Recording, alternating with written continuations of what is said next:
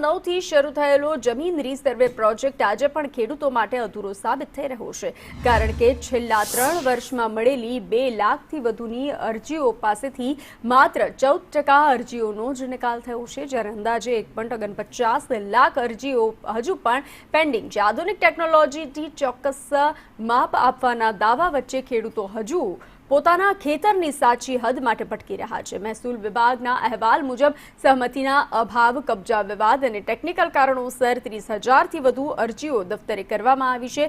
લાંબા સમયથી ચાલતી આ પ્રક્રિયામાં કાગળ પર પ્રગતિ દેખાઈ રહી છે, પરંતુ હકીકતમાં ખેડૂતોને યોગ્ય ન્યાય મળતો નથી। હવે પ્રશ્ન એ છે કે આ લાખો પડતર અરજીઓનો ઉકેલ ક્યારે આવશે? છેલ્લા કેટલાક વર્ષોથી ચાલી રહેલી જમીન રીસર્વેની પ્રક્રિયામાં આજે પણ ખેડૂતોને પોતાના જમીનનો સાચો હક સરકાર નથી અપાવી શકી।